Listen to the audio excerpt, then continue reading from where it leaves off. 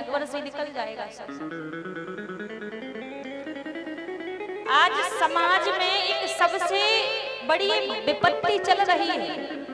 विवाह तो होता है, विवाह होने के बाद बड़े जल्दी संबंध टूट जाता है।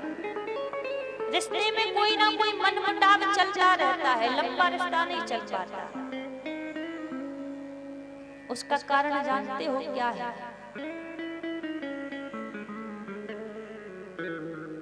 विवाह होने के बाद हम क्या करते हैं? बच्चे कहाँ जाते हैं? विवाह करने के बाद ही कहाँ जाते हैं?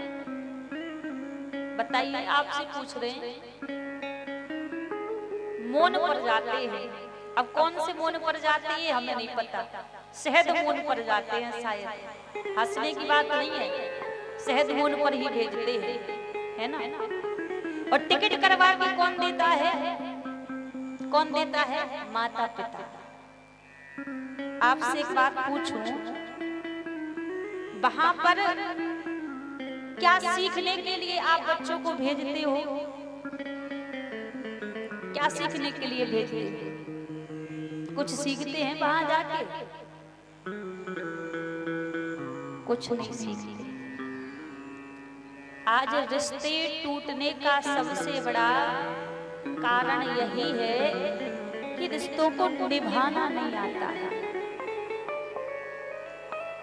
व्यक्ति रिश्ते को निभा नहीं पाता, और निभाना सीखेगा कहां से? उन संबंधों को, उन रिश्तों को निभाना सिखाती है रामचरितमानस। मैं आपसे एक बात कहूं, जब बच्चे का विवाह हो ना, तो विवाह होते ही उन्हें बाहर मत भेजो। विवाह होने के पश्चात ही उन बच्चों को आप रामचरित रूपी सरोवर के किनारे बिठा दो। यदि आपने उन बच्चों को रामचरित रूपी सरोवर के किनारे बिठा दिया, गारंटी की बात है उस बच्चे का, उस बालक का कभी रिश्ता नहीं टूट सकता, वो संबंध खराब नहीं हो सकता। क्योंकि रामचरितमानस से उसको सीखने के लिए मिलेगा राम जी कौन है और कैसे राम जी ने जीवन को जिया है, माँ जानकी है कौन, कैसे जीवन को निर्वाह किया है।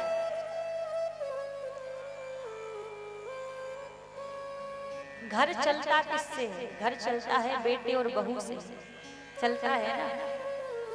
और बेटे बहू में दोनों में आपस में ही आजकल प्रेम नहीं रहा, तो घर चलेगा कैसे?